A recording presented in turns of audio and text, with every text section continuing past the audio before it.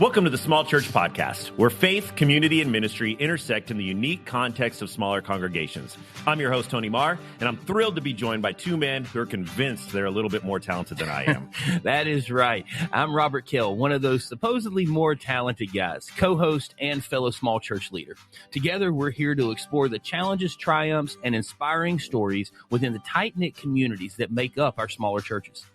And I'm Bruce Montgomery, the one here to bring even more to the table than these two and offer a unique perspective to our conversation. So whether you believe this talent hierarchy or not, you're in for a treat. If you're a pastor, a church member, or just curious about the world of leadership, you're in the right place. Each episode, we dive into topics that matter to you, from innovative ministry ideas to navigating the unique dynamics of a smaller congregation. So grab your cup of coffee, settle in, and let's journey together through the wonderful tapestry of small church life.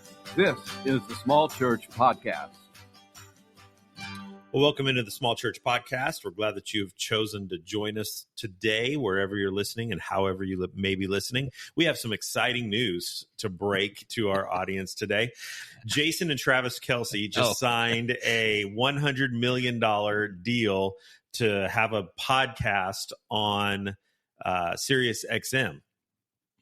We did not sign a deal to leave Spotify and go to Sirius XM. No. So that's breaking news right there, that we did not sign a $100 million deal to bring our show to Sirius XM.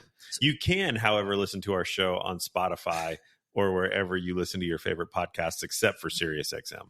It's interesting to see what's happening there because Bill Simmons with his Ringer Network stuff, a lot of them are moving to YouTube.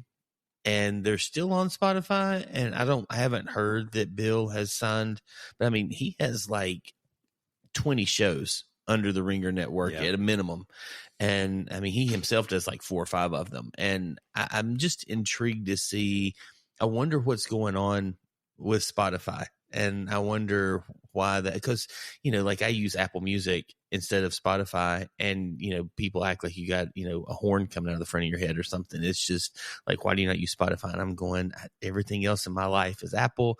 It just functions. It works well. And honestly, I don't listen to enough music that, the only thing, if I was going to switch to anything, I'd switch to Amazon so I could get more Garth Brooks. I mean, because he's only on Amazon. And so it's just one of those things that, like, it's interesting to see this change. And, but yeah, that's nuts. $100 million, 3 years.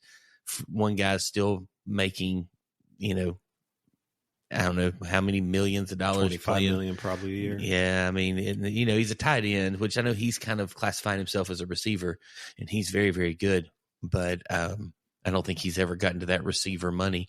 And, you know, and then Jason's working for ESPN and stuff. I mean, I think they're going to do okay. They might make it. Yeah, we were talking before we started recording if we could make $100 million over 3 years' work. I think we could do it. I think my statement was I could take the first month's money and live easily for the next 3 years after taxes, tithing, and everything. I could do I could be good and for the next 3 years. So Sirius XM, if you're listening, we are open to contract negotiations. We might take a little less than 100. We'll do a little less than that. Yeah, I think we can make it work. Hey, welcome into the show, talking about money again. So that was a good intro to our show today, because for the third week in a row, we are talking about church finances and tithing and all of that fun stuff. We said that this week we want to get a little bit more into the practical side of this. What are things that churches can be doing? Because I have never met a pastor who has said to me, we've got more money than what we need. We're doing abundantly well, and we don't need. In fact, we're telling people to stop giving. I've never ran into anyone like that. I don't know. Maybe that's where you're at right now, Robert, with your church, but I've never encountered that. I have talked to several pastors that have said, man, the Lord is really blessing us. We're doing great. We're exceeding budget. But I've never had anyone say, yeah, we've got too much money. No, we don't know what to do with it. I don't think so. I mean, I think there's churches that are really, really, really in good shape. And there's churches that, like, they're not going to tell people to stop giving, but they definitely are at a place where there's not a lot of question of need. I mean, they have those needs met every week, but in a smaller church, I think it's always a challenge. You set a goal, you set a budget for the year, you pray towards that, you ask God to meet that, and you do that based on where people are at and what you feel like that the Lord's calling everybody to. And then sometimes you have to manage where you are. I mean, you don't shut down ministry if you can help it, but like sometimes you go, hey, we budgeted X number of dollars and we're going to come in below that. We're not going to reach that this year. And how do we just got to be sure we don't overspend what we brought in. You can't put yourself in a bad spot doing those types of things. So what are your thoughts on, we've talked a lot about individuals giving to their church over the last couple of weeks. What are your thoughts on the church budget and how much of the church budget should be budgeted for giving outside of the church? We do, we just had this conversation and now I'm drawing a blank. And so I know we do 10% that we tithe out at our church, our network. We tithe out to ministries in our communities.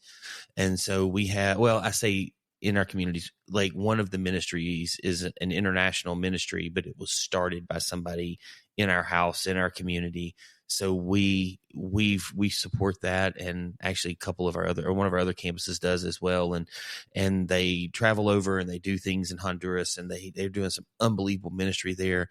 There's a missionary on the ground over there that is a native that's from that area that can really serve and do. And so we get a chance to do some cool stuff. So we actually do tithe back out. And then not just that, but we go and do some things with some organizations and serve, monthly, quarterly, however it works out best for them with their needs and where they are, that we get a chance to kind of do some things there. So I've seen a lot of different things in the many years and different churches that I've worked with. I think that if we're asking our people to give and sacrificially give and generously give, that the church should also be doing that. I think it sets a bad precedent if you're not doing that as a church and celebrating and sharing those things. I was a part of a church plant that I was not the lead pastor on. I was just one of the first staff people on.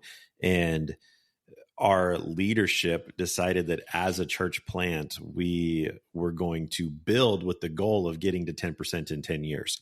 And it really bothered me that we started this church 8 months before we had our first service. We had 7 staff full-time that were working full-time. When we launched our very first Sunday, we had 1,000 people.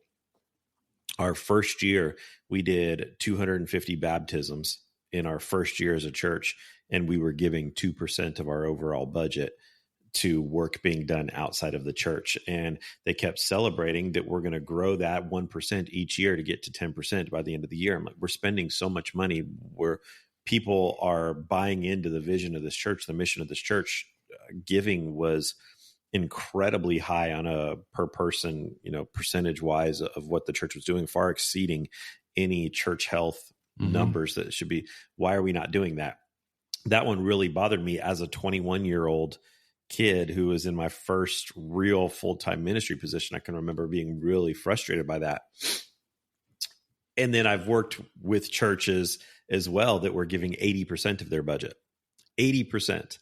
And I thought that was pretty crazy too, because we had ministries suffering within the church that weren't able to do the things that they wanted to do because so much was going to work outside of the church. And then I had a church that I worked with on a couple of different occasions that was 50-50. 50% of everything that they went to the missions budget, missions and benevolence, and 50% went to their in-house ministries and the things that they were doing in-house. And so I've seen many different things that were there. And I think what we're asking our people to do, we need to be doing also. And I think that like what we've done is kind of set a minimum of this 10% that goes out, and then we do some above and beyond when there's a need. I mean, there's people that we help with. You talked about benevolence. There's people we help with things. Sometimes a ministry will find out they're in a hard spot, and we'll do what we can to help ease that tension for them, or how to step into that space. So I'm more of that's crazy. You start talking about 80%, but then you said people they're struggling, and I thought, wow, that is a really, really, really intense for a church to be at 80% and living off of 20 and like really succeeding and going. You're like, yeah, they weren't. And so that's interesting. So they were doing fine. Yeah. There were just things that I was on staff at that church, and there were things that we wanted to do budget wise and hires that we needed to make to grow and expand the reach of the church into the community that were not possible because we didn't have the budget. And then I would look at our budget and see what we were giving out. And maybe that was a hard issue on my part, that what we were doing as a church, what we were able to do in our community was incredible. There's a local church here that made national news recently in the last week that they paid off something like $8 million in medical debt for people in the community.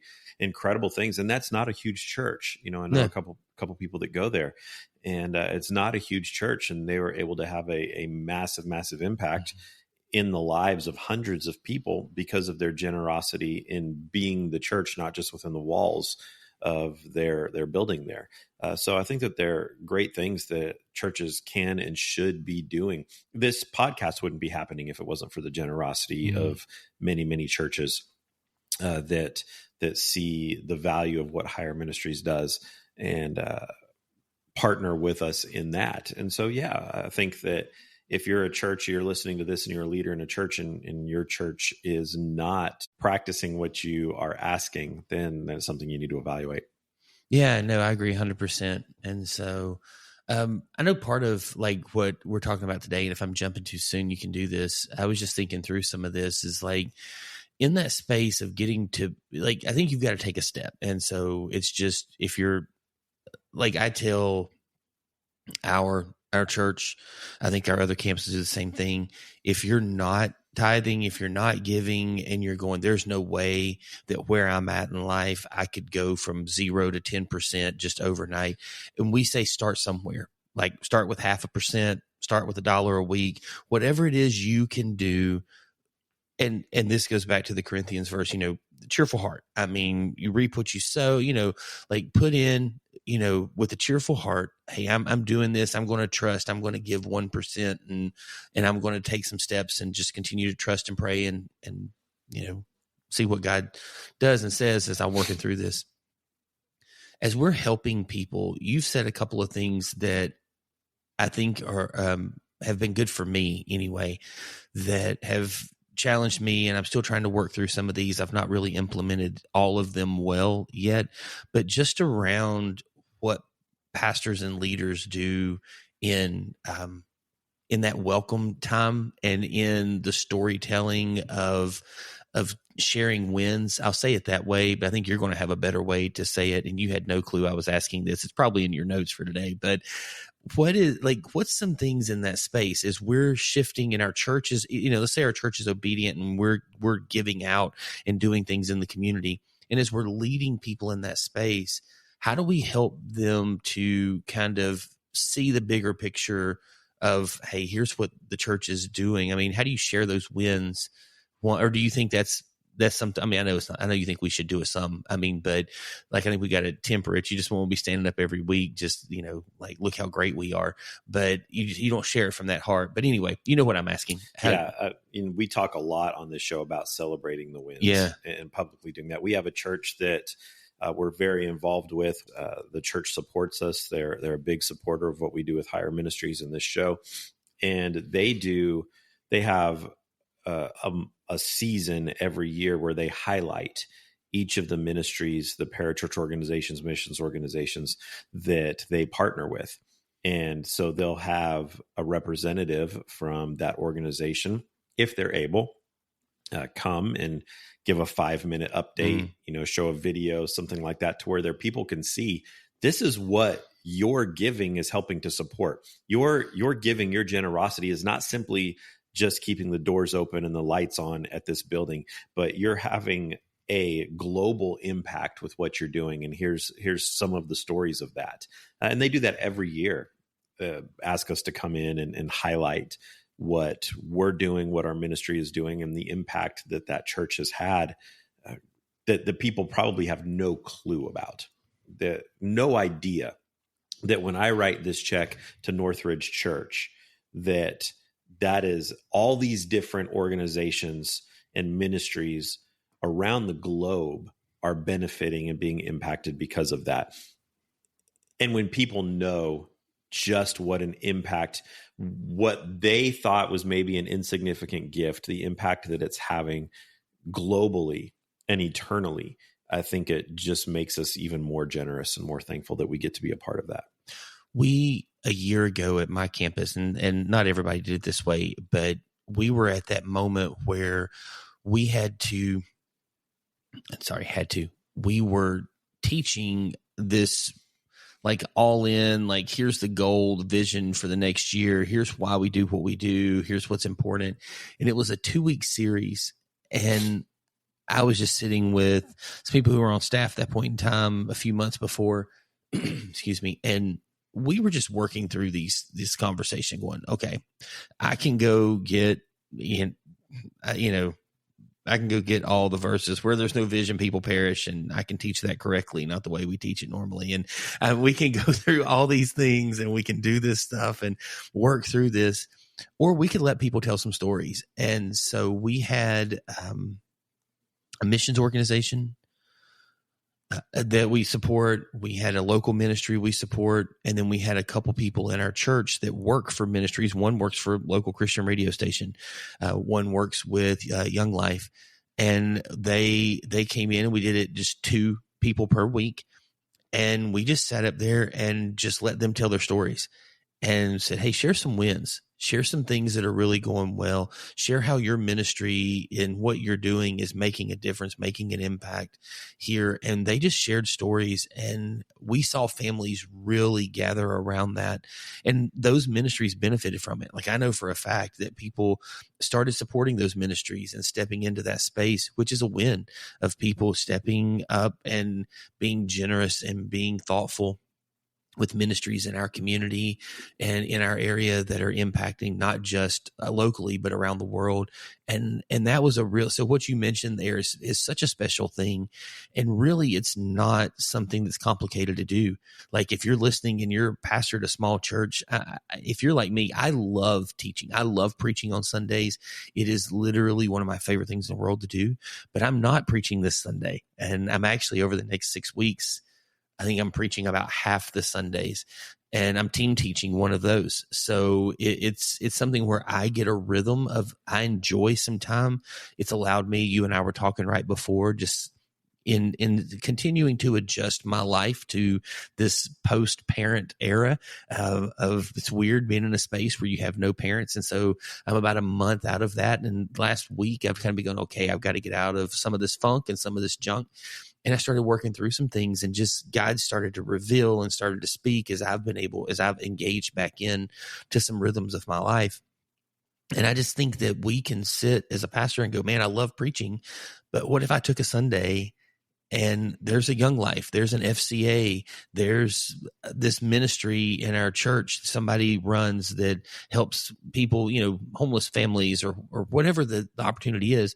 There's something that's happening in your life, somebody you're connected to, that you could take a couple of Sundays, there's my deep Alabama coming in right there, Sundays, and go, hey, I just want to share with you, like, the good that's happening in our community, that's not just inside of these 4 walls, that's happening out in the community, and why it's important that we're on mission and we're thoughtful that way. So I love what you said. We did it about a year ago, and it was really powerful for us. Churches used to do a really good job with this, and it was called Sunday night service. Yeah. The Sunday night service is when you would have the missionary come and speak and give the update, and you would do your, what were they called?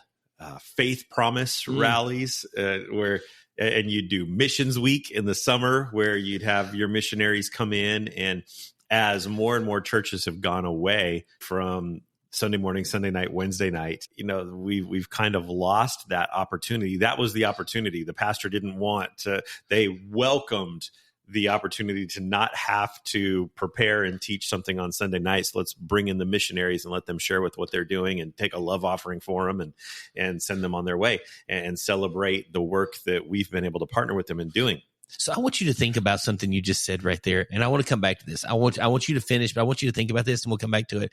I want you to think about the fact that we used to have Sunday morning, Sunday night, Wednesday night services. We passed a plate at every one of them. Yep. And people never thought twice about giving in those moments. A lot of times it was just, it's a weird culture change and things inside of that space. I hadn't, honestly, in all of our conversations, I hadn't done that. My boys asked about, the other day something happened and something came up about revival. They're like, what's a revival? Or camp meeting? And then revival camp meeting stuff. And I had to explain what a week-long revival camp meeting looks like. But anyway, Sunday night. Just to say that used to be the time that was set aside for that. And we've got a few churches that still do that. We were talking beforehand that we're trying to fill some dates for a church that has some openings and asking if because your church doesn't do Sunday night, if you want to step over and teach at a church on Sunday night in a couple of weeks.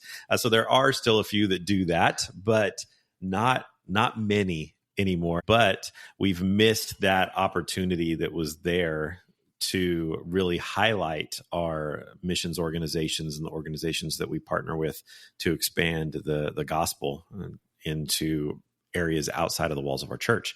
And so taking just a moment on Sundays to do that, to celebrate those things, let your people see that what we're a part of is a kingdom thing, not simply just a local church that we're attending and sitting in right now, that we're a part of something bigger. I think that's huge for our people, for our church, and overall for the kingdom of God.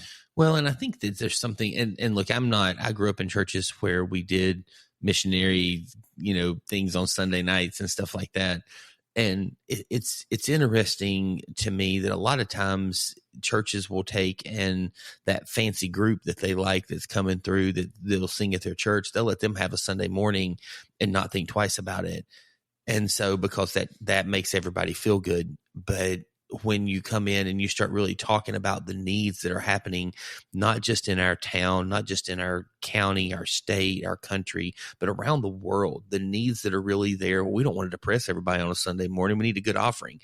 And the reality for me, I have just found that what we emphasize on Sunday mornings drives what we do. And of course, we only have one service now, but I've been in churches where I have seen the leadership focus Sunday mornings and really take and like, hey, we're going to this missionary is going to speak today, or this is going to happen, or at least we're going to have a mission moment. We're going to drop a choir song or something like that. And it was more than just, hey, well, Brother Tony's here today and we're going to let him speak in a Sunday school class, which is fine. I understand that you send them to the right Sunday school class. They may walk out with more money than they'll get at the next 5 churches combined. But the reality is that what we emphasize, especially on Sunday mornings as pastors, as leaders, as staff, that we allow on Sunday mornings impacts our people more than we would ever really imagine. So you said this might be a short episode. We're 25 minutes in and we haven't even gotten to what we were talking about, hoping to talk about with giving some really practical, tangible things that churches can be doing. But before we dive into that, we had a couple of comments from our last couple of episodes on this that I wanted to quickly address. That we had someone comment based off of our discussion last week or the week before, I don't remember which week it was that we talked about it, on knowing what was giving, that we had someone write in and with Matthew 6 and say, when you give to the needy, don't let your left hand know what your right hand is doing. Only give in secret so that only the Father knows and will reward you as such. Our listener who wrote in saying that they don't think that the church should see it all, what is going on there, because only the Father should know what you're giving. I think as we talked about, and I would encourage you to go back and listen to the episode again, listen to our last couple of episodes, that I think that it really is a heart issue, which we've talked about a lot. And we both said that when we were leading in churches, we didn't see the dollar amount, but you can see a lot. You can gain a lot of insight into people and their life based off of where they're at in their giving, tithing, and generosity. Well, and I think that, it's tough. And I guess if they're just talking about like me and my role or you, when you were the lead pastor at a church, when we're talking about that, I guess there's some conversation there. And I've told you, I can kind of somewhat it's not a biblical thing. It's just a personal thing of I could take it or leave it, whether I know or don't know what people, if they give. I don't want to know what they give. I know that we talked about that, and there's different opinions across the board on that. But I think that the big thing is like there has to be, somebody has to know. And the secretary or the accountant, the admin, somebody's got to know how to put things in, unless people are just going to getting cash and dropping in, anonymous envelopes. There's legal requirements for a church. Although I do know a lot of churches that don't give out yearly giving statements. Yeah. If you write a check and it has your name on it, it has to get, and I say that, or if you tithe online now, and your name is attached to that, it has to be put into, and I'm doing this an Excel spreadsheet. It has to go into QuickBooks. It has to go into whatever, so that at the end of the year, they can print off a tithing sheet and send it to you. And you're absolutely right. There's things that have to happen. And so unless you're just going to anonymously give, and I think I do think privacy and trust is important. Yeah. I do think that is important, and we shouldn't be publicizing, we shouldn't have, like, you walk into the hospital and they have the big plaque board that says, here's our level of givers. I don't think churches should do that. I don't think that's a a good move. If you're listening, let me get my phone. Let me make a note to get that canceled. And your church has that right now and you're offended, be offended. You get that canceled for this Sunday at our church. So I do think privacy and trust is important, but I do also think that transparency and accountability is also important. Yeah, I think there's a balance, and I think that the so here's the thing I would say about the accountability part is, I don't know if I said this or not. I think I did. I know you heard me say it at church, but I'm just gonna say this quickly, and if I've said it, I won't say it again. But like my mom, we were getting stuff out of her Bible several years ago, and there was a stack of checks, and mom had been sick and hadn't been able to go to church for a while. And this was before my dad passed away. And there was like 6 or 8 checks in there. They got paid once a month, and mom had written tithing checks to the church and put them in. And in her bank account, that money was gone. Unless you went and physically checked the bank, they would, of course, said there was more money there because the checks hadn't been cashed. But anything inside of her control, the statement, the ledger, all the stuff said that money was gone, and it was nowhere to be found because it was already at the church. And so my mom wrote those checks and she did those things. Is there, if the only way to tithe would have been cash, my mom, there would have never been a question. I think it was an appropriate fear of the Lord. I think it was an obedience thing. I think it was a heart thing. I think it was all of those things combined. That, and again, I grew up in a very strict world. So when I say fear of the Lord, it's not maybe what everybody thinks it is, but my mom was very faithful in that space. And it was a heart issue that she knew that giving and being generous and faithful in that space, that God rewarded that. If you're just handing cash, man, you've got to have that heart and mindset, because when there's no accountability to it, like if nobody's going to see, it doesn't hurt your feelings if you take $20 out to stop at Starbucks on the way home. And I think you can, and again, that's a hard issue. And if you're giving with the wrong heart, I don't know, but I had to answer all those questions. But yeah, no, I'd agree. I think that there's a lot of tension there in that. The other thing that a listener brought up to me that I had not thought of in our discussion is there are a lot of churches. I don't want to say a lot. There are several churches, and most of them are larger churches, that when you become a member of that church, you sit down for a meeting with the pastor, the executive pastor, whatever, and you bring in your tax returns, your paycheck stubs, and they help you figure out exactly how much you're giving to the church each week, month, year, depending on your pay scale and your pay schedule. So I've done this a long time. I've never heard of that. Really? In my life. I'll give you some names off of air when we're not recording. I'm good. I struggle sometimes with like being a little judgy about things anyway. And that's probably the last thing I need is to have a name of stuff. So but I've never heard of that in my life. But yeah, I would say that is crazy. So someone brought that up that I was meeting with that had listened to the episode when we were talking about you said putting the requirement on staff, and they said, well, churches put that requirement on members, and they're like, I think there's a difference with staff. About that. I think there's a difference with staff than members, but yeah, crazy. That is insane.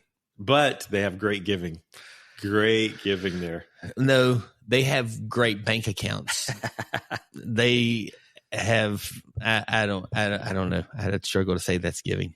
All right, so let's talk about some really practical things that churches can do, because as we've well established, every church would love to grow in generosity. Every church would love to be able to do more than what they're currently doing. And to do that, you have to have resources. Yeah. And so what are some practical ways that churches can improve their generosity out of their congregation, ways that they can maybe explore some venues, avenues that they haven't before dabbled in to raise awareness and funds for the ministry that they're doing? There are a lot of great opportunities out there for churches. The technology has changed so much in the last couple of years with text to give, online giving, automatic bank transfers, all the different opportunities that are there, that if your church is not utilizing modern systems to give your people greater access to giving, then you need to really look into some of those things. Yeah, I mean, we do. I mean, online giving, we have an app. People can set up recurring givings if you're a salaried person and you want, or if you're like, hey, I know kind of my base pay is going to be this, or this is what I'm going to give. This is what I'm going to tithe. This is how I'm going to be generous. You can set up a recurring giving and you can do those things that way. We do. We do that. We for a long time we just gave we gave online, but it wasn't recurring type thing because I wasn't salaried, and so we just didn't know week to week what I would make as a nonprofit photographer running around snapping photos and doing things. But yeah, you got to take advantage of those things. I have a friend who really leveraged with his kids as they would sit in these moments, and when the offering plate would pass, it was a teachable moment for him. And plate, bucket, KFC thing. I don't know. I've seen them all throughout the years of doing this. And when things went digital, he really struggled with the tension of how do I continue to instill a heart of giving and generosity inside of my daughters. And he tells this story, and I'm sure it's a little embellished and funny, but he's like, we would all gather around the computer and I would be like, daughters, here's what we're doing today. And, he and his wife and the girls would be standing there. And he's like, now everybody put your hand on the mouse. I'm about to click and we're going to tithe. And here it goes through. And when you do those things, you go, wow, that's a little over the top. But I know him. I know his daughters, even still to this day, and they're an extremely generous family. And he instilled something by setting a standard of going, here's why this is important. Here's what this means. And here's why we do it. I think there are a lot of opportunities that churches have to increase the financial literacy of the people who come into our church. And we are quick to complain in private that our people aren't giving enough.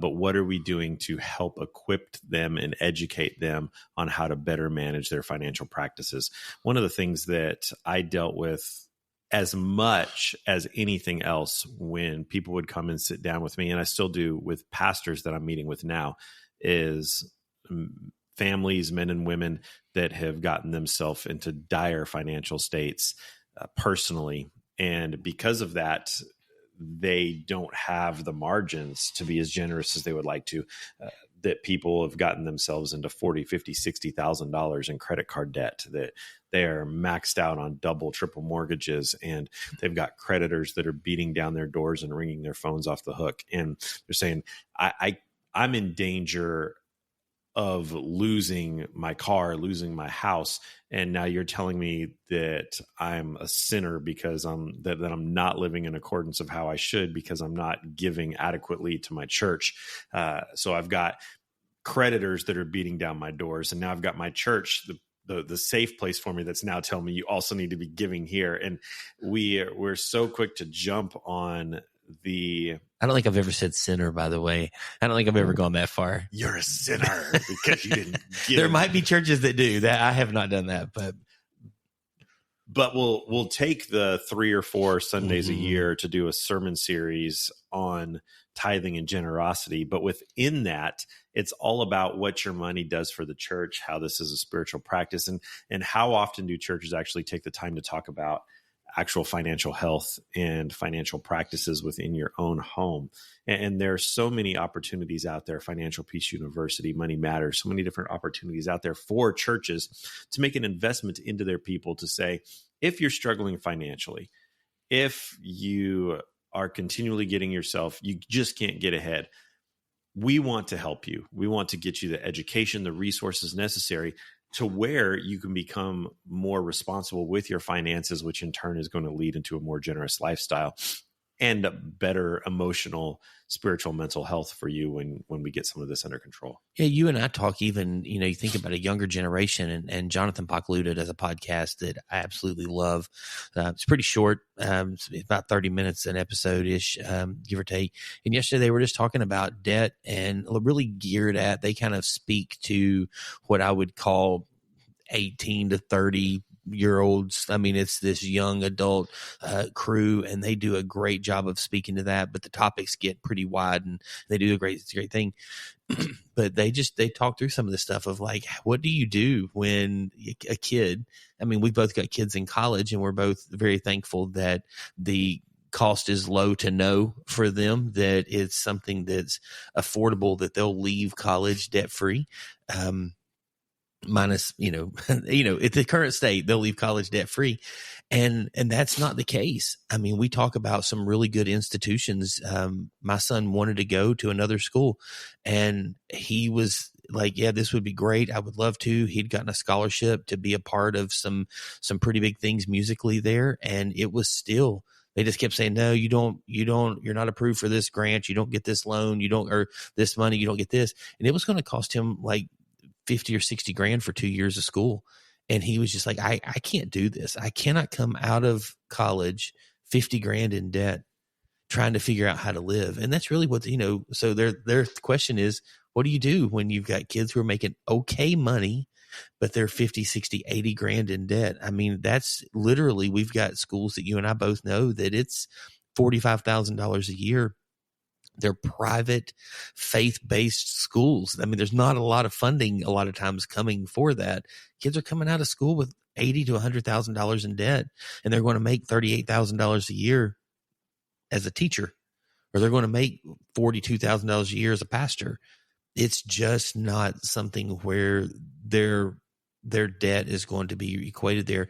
And so how do we help? How do we equip? How do we move through some of those things? And I think that's a great statement. And, as one of my notes is we haven't done one of these in 2 or 3 years, but we've done some, you mentioned 2 or 3 there. I mean, Melissa and I did Larry Burkett back in the day before we ever got married. Like when we were dating, we did Larry Burkett. And summer before I went to college as an 18-year-old, my dad bought the Larry Burkett binder, the 3-week binder with his whole program. In that summer, he made me sit down and do that program with him.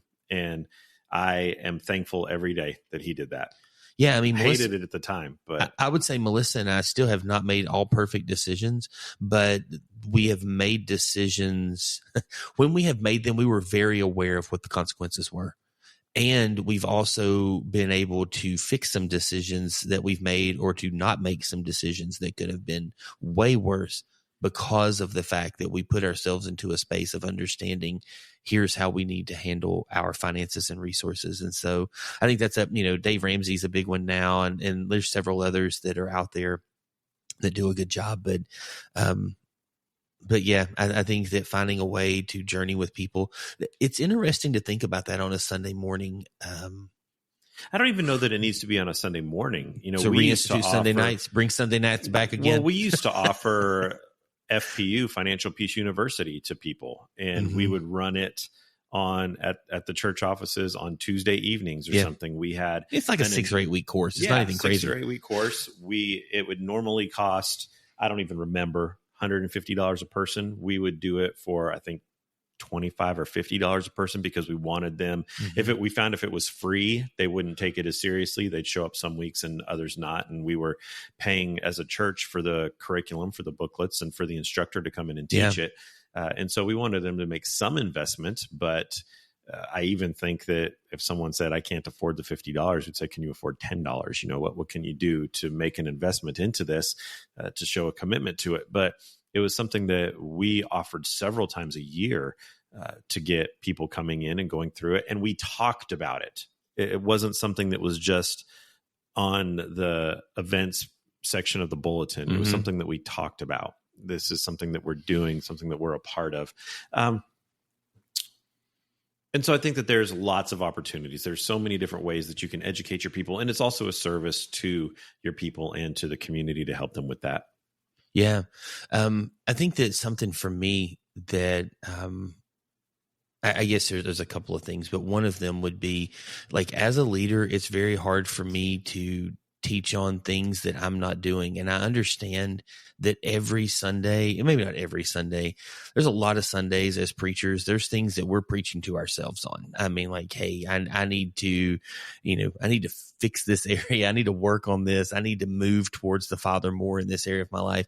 And really sanctification, like, we're all moving towards him and things. So I understand really every week we are doing this, but I think it's really hard to, kind of like you said about the church, I think it's really hard to ask people to step in and to be generous, to give, to tithe in this space, and then you're doing nothing or very little, and you're calling them to some higher standard because, maybe you've got some problems that you need to get addressed. Maybe it's just a heart issue for you that you don't feel like you need to give, but there's this whole Bible thing and you want to do more at the church and things like that. You want to hire more staff, or you want to do this.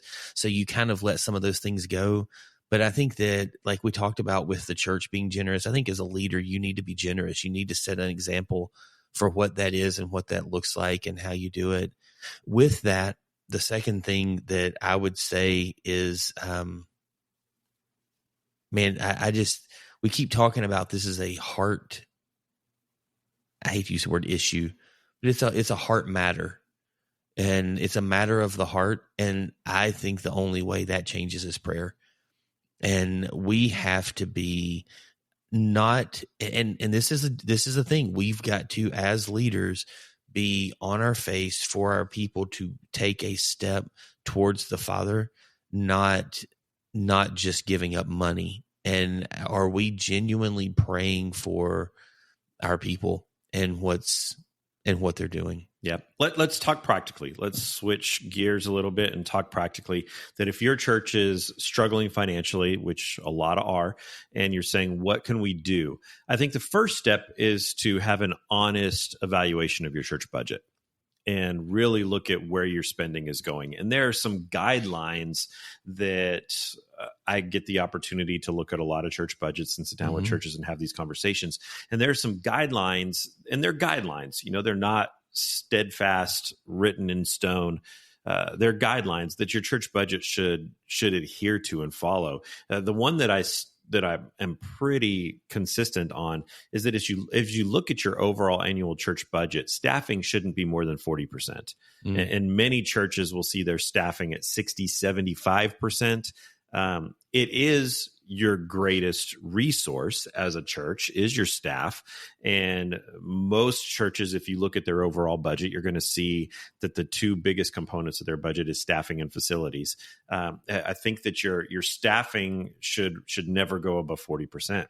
And there's too many other things that have to happen there, that if it's all being occupied in salaries and benefits for your staff, then it takes away a lot of other opportunities. Your facilities budget, typically you want to see that somewhere in the 30 to 40%, depending on, you'd love to get to the place where your church doesn't have a mortgage or anything like that, but that's just not the reality for the vast majority of churches, especially newer churches.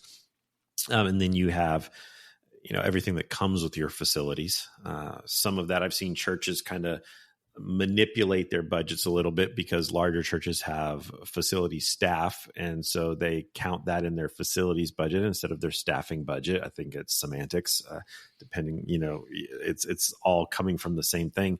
And then I think ministries is the one that tends to get overlooked. A lot of times we'll put our money into staffing and we say that that's ministries. But if you have the staff and you're not giving them budgeted dollars to do the ministry, they're just going to spin their wheels a lot of times. So I think you want to see 15 to 20% of your budget is given towards ministry, even upwards of 25% sometimes, I would say, but 15 to 20%. And then you've got, hopefully at least your church is doing 10% towards missions and giving and benevolence. And so just a really quick rundown of really practically how your church budget can flesh out to make sure that you're allocating money where money should be allocated. Yeah. And I think that one of the things you said there is, and this is something where you specifically and what Higher Ministries does is a way that to come in and help, and you can sit alongside people as they're doing this and kind of work through some of these things. Because one of the tensions we have as pastors when we sit in a room, that's typically in a room with other leaders and people who have the ability to make decisions, and we're not the final vote on a lot of things. And so it could take some time to start to shift some of this thinking and some of these things. But, if you really feel in your heart, hey, our budget's upside down, get somebody to get a consultant. Yeah. And like I said, that's where you, and I think, Higher Ministries team comes in a little more. So now let's talk a little bit about alternative funding sources. Okay. Mm-hmm. Something that churches very rarely lean into, and there are great opportunities out there for churches. Your church funding doesn't have to come solely from the tithing of the people that call your church their church. I think there are huge conversations that can and should be had with our congregation on things like legacy giving, being in, trusts and wills and all of that kind of stuff that we just simply don't talk about a lot. There's also great opportunities for churches with grant money and community partnerships that I think so many churches don't even begin to look at. And you think grant money and you think, well, what grants are available to churches? Do some research online. You can find tons of grants that are available to churches. And maybe you're not going to find a company outside of a few. There are a few that will simply just give a grant for operation of a church, especially new church work and new ministry opportunities. So if you're an old existing church, if you're a small church that's been around for 150 years and you're saying, what are they going to give to? Is there a new ministry that you've been wanting to launch, that you've been excited about, or someone in your congregation has been excited about that you would love to launch them into that, but there's simply just not the funding? Look into grants. Great opportunity, especially since you've already got the nonprofit established. It makes the grant writing process so much simpler when you're already an established nonprofit organization. There's also great partnerships that can happen with other organizations in your community. You and I have talked about this recently, that if you're a church that desperately wants to do a youth ministry, have a great youth ministry, but you can't afford to hire a full-time person or even a part-time person to do student ministry, you can't afford to create an amazing facility that's going to do great things and attract and take all of your students to these great conferences and all these different things. Why not look around and see, are there other organizations that are already doing these things? And how can we partner with them and become ministry partners with them to where we can lean into their expertise to do things that are important to us that they're already doing better than we could ever do? I think that's a huge conversation that requires maybe letting go of some ego, letting go of some pride, and saying there are people that can do this much better than we have the capability of doing, and we're going to lean into them and what they're doing, maybe for a season, maybe permanently. I also think you can find other organizations in your community that value the things that you're doing, that are willing to come into your organization and partner with you in your church to do things. I also think something that churches don't do well anymore. That we talked about Sunday nights and the missions coming, something that churches don't do well. And personally, I hate as a basketball coach, high school basketball coach, I hate these things, is fundraising events. It used to be that churches did the bake sale, they did the cake walk, they did the not Olin Mills, but the church directory, and come in and it raised money for the church, and all these different things that churches did to help supplement their income. We don't see that happen a lot anymore. If you're a larger church, sometimes you'll have a coffee shop or a merch table where you're selling T-shirts and things like that of your church. But I've never seen a church that relied on that as part of their budgeted money.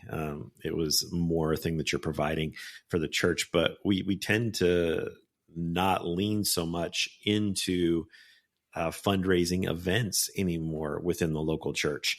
And then the last thing that I want to touch on is capital giving campaigns.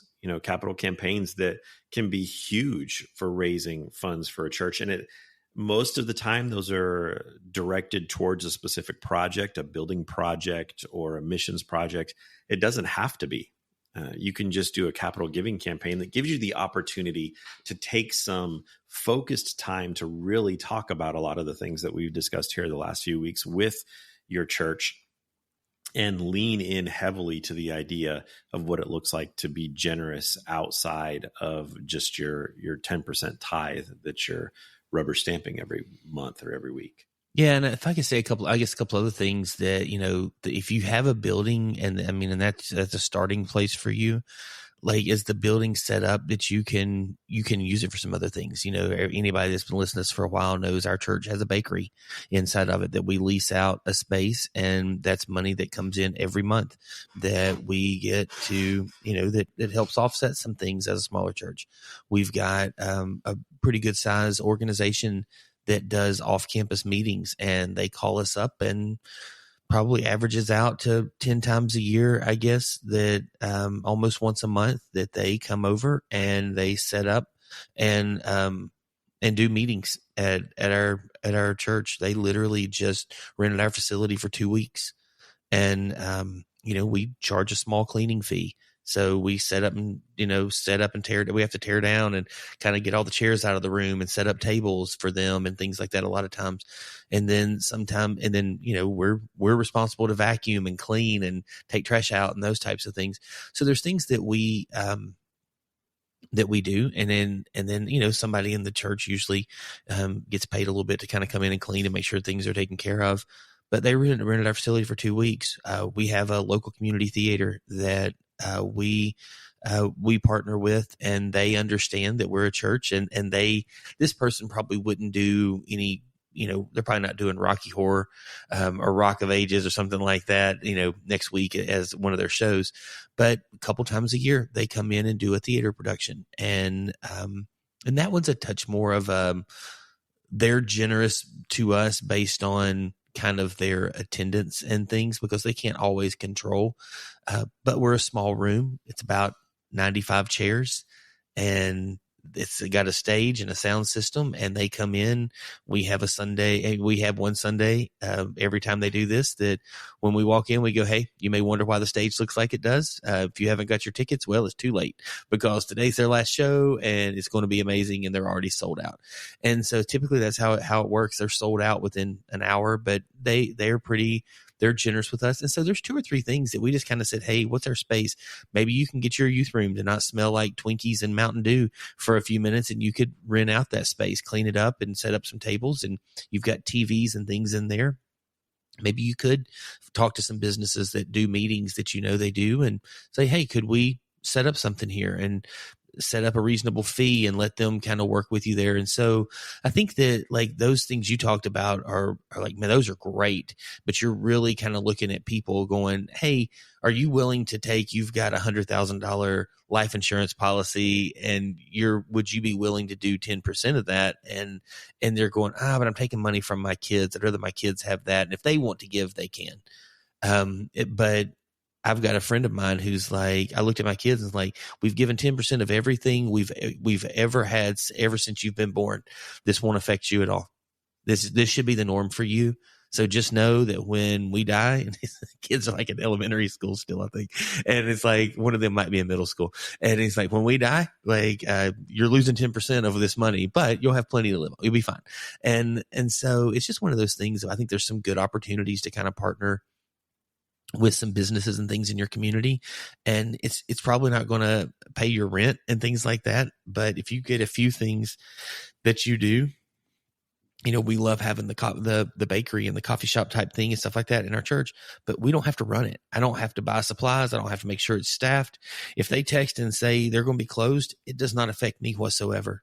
And because I'm just there. And so anyway, those have been some good things. Yeah. A story that I'm not sure if I've told on this show before. I may have. And so if I have, just humor me.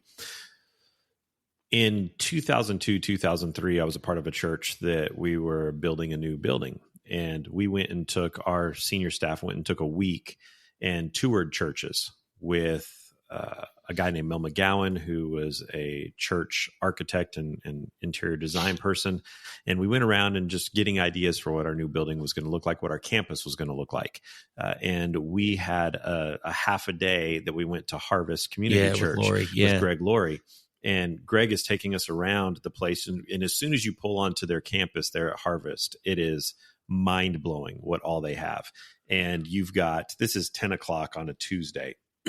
And we pull in, and there's this huge outdoor playground with splash pad that you would see at some of your community parks. And there are probably 20, 30 kids running around this splash pad, and moms and dads sitting around drinking coffee. He takes us into their bookstore, which in the early 2000s was nicer than any Barnes & Noble and larger than any Barnes & Noble. And it had this huge coffee shop and cafe that was there. And there were people there having sandwiches and breakfasts and meetings taking place.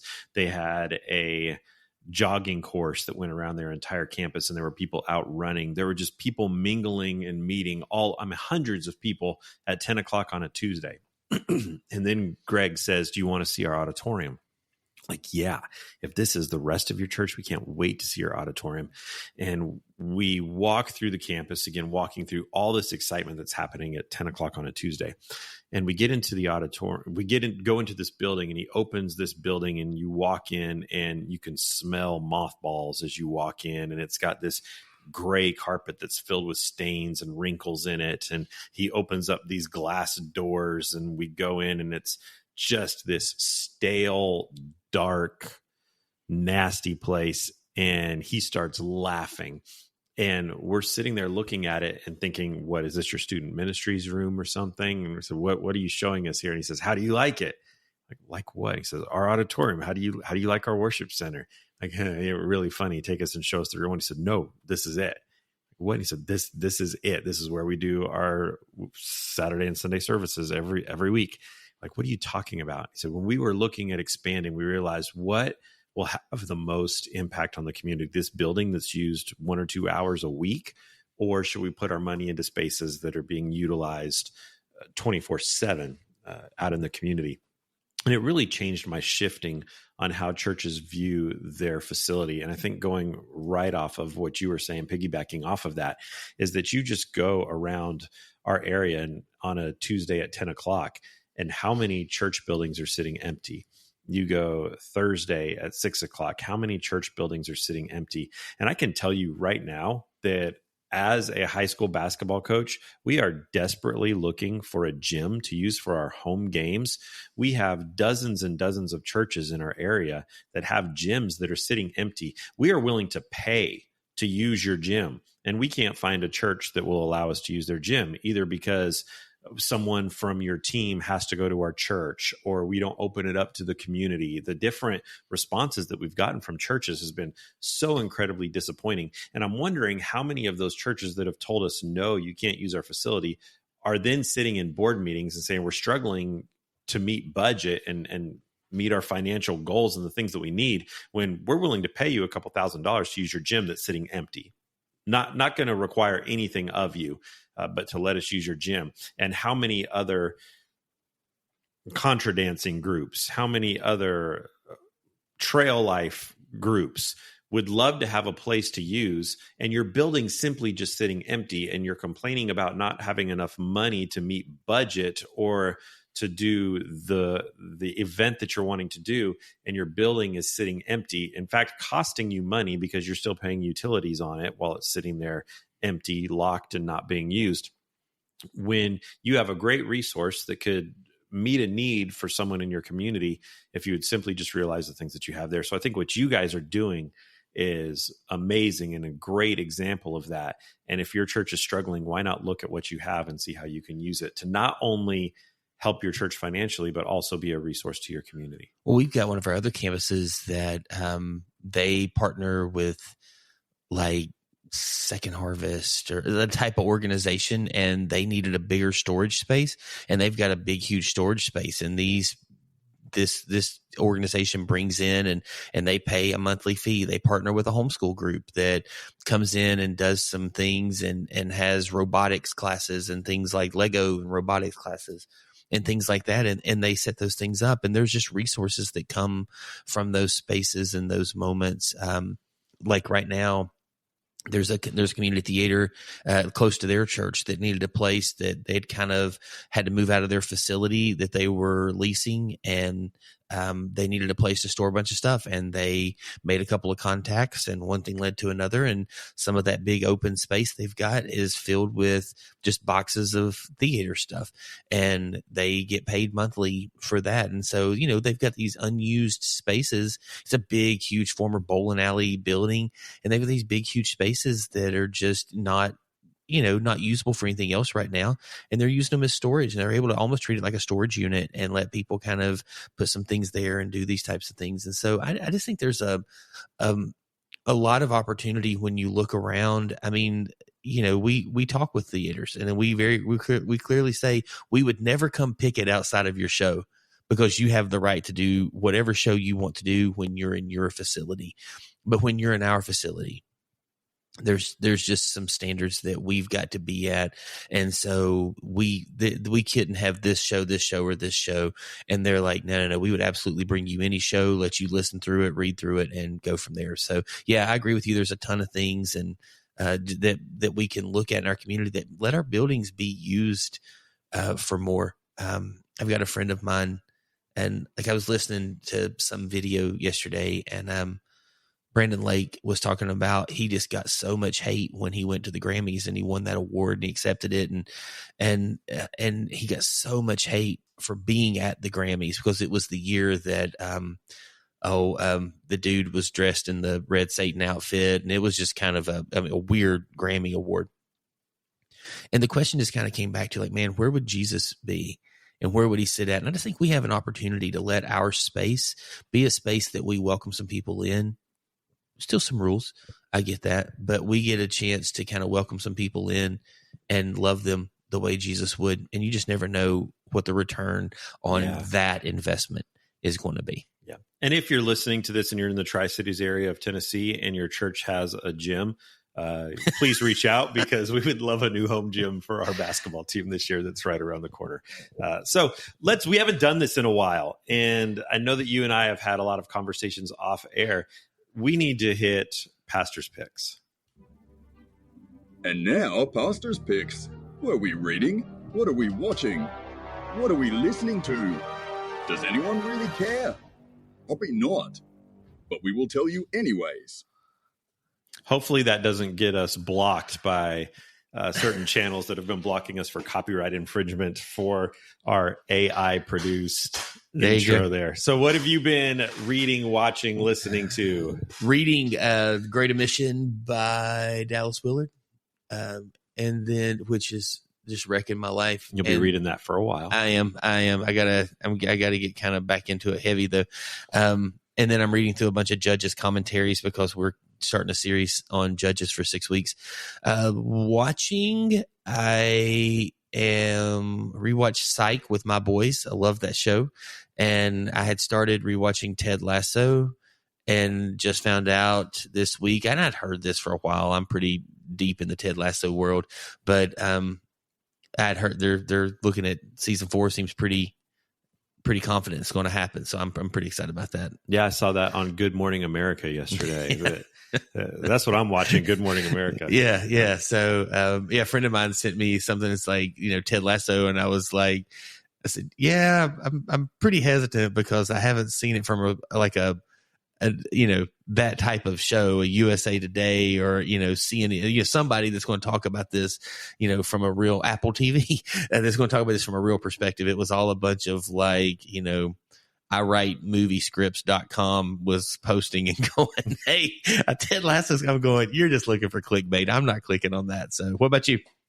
Reading a book right now that has surprisingly been really good. It's called Be a Boss. And it's the Rick Ross story. The rapper Rick Ross, how he went from wanting to be a rapper for his whole life, and it just was never happening. In 10 years, he kept trying and couldn't get his foot in the door anywhere. And it says most people would have given up, but he had this dream and he knew that he could do it. And so he just kept changing the way that he wrote, the way that he stylistically presented things, and then had one song, I don't remember what the song was, and it took off. And now he's one of the wealthiest people in the entertainment world. And it's because he has diversified himself into so many different things. And it's not just about music, that he has all these other passions and things that he's doing, and how he's kept this mindset of don't accept no and keep fighting for what you want, no matter how many times you get rejected and don't get it. So that's been a lot of fun.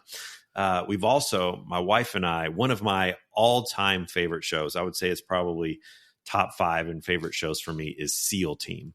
Okay. And SEAL Team, we thought ended a couple of years ago. No, Netflix or Peacock or something picked it up. Paramount Plus just announced a couple weeks ago that a new season and final season. So we quickly subscribed to Paramount Plus. We said this is going to be worth $10. We would spend that 3 times to go to a movie, and we're going to binge watch SEAL Team. And so we sign up for Paramount Plus, we get in, and they're releasing a new episode every Sunday. So we're like, okay, our $10 just turned into probably $60, but we're rolling with it. And so we're watching the new season of SEAL Team. A little bit disappointed because it used to be on CBS. Yes. And I think the first 4 or 5 seasons were on CBS, and it was phenomenal. I don't know if you ever watched it. Incredible, great action, but also amazing character development. Really great. And then CBS canceled it. Paramount, which is the parent company of CBS, picked it up, but put it just on their streaming Paramount Plus. And as we've seen done with a couple of other shows, when it went from being on broadcast TV on CBS to on Paramount Plus, now the language went off the chain. Sexuality increased a ton. And so they took a show that was safe to watch with your kids, your family, and made it not that. So that's a little disappointing, but I watched a movie. We haven't done this segment since then. I watched the movie of one of your favorite books, The Boys in the Boat. Oh yeah. I watched it within about 3 weeks ago. The movie was not great. I did. Well, I don't know the book. So, I mean, I don't have that as a reference point. I thought, it is. I mean, as far as the story they're telling and things like that, I mean, it's, so I don't know all the intricacies of the book and things, but it was fun. Yeah. So my son and I had a conversation last night that stretched on for a while that would be interesting to know your thoughts, and our listeners could probably care less. But what is your all-time favorite movie franchise? Oh my goodness. That is so complicated, because the thing is that I think it used to maybe be different than what it is now, but things continue. So there was a point in time, Star Wars, the original 3, and that was such a powerful thing. And now you're, 147 movies into that. And I don't necessarily love everything they've done there. Bond fan, really enjoyed that. I might, just for simplicity, for me, I probably enjoy the Santa Claus movies about as much as anything when it comes to that. But I would probably still say, if we're just talking in segments, I would say Star Wars. It's funny, I was listening to a podcast about Pulp Fiction and just listening to some guys talk through Tarantino and stuff like that, and they're just working through all these things, and I just thought how poorly film has gotten since we were, and again, Pulp Fiction is not a movie I'm recommending everybody go out and watch, but when movies were written with that, that year in the awards, the Oscars, it was Pulp Fiction, Shawshank Redemption, Forrest Gump. And then there, of course, were two more that nobody cares about. But those three movies were there. We haven't had that type of year probably since 1994 when those came out. And I just think it's harder to get good movies. So I think about how we just keep making all of these Marvel, DC movies. And I'm just going when are we going to create some real deep content that moves some emotions and challenges people to kind of think through some things? What about you? My initial thought was the Bourne movies. Those are good. That's right there. And then we went and looked at some lists from IMDb and stuff that listed the top movie franchises, and it triggered one that I think maybe jumps to number one that I completely forgot about, and that's Pirates of the Caribbean.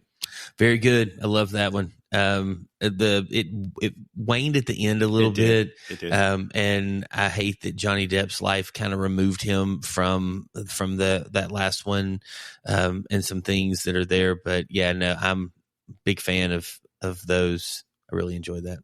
All right, so there you go. That's Pastor's Picks. That was Pastor's Picks.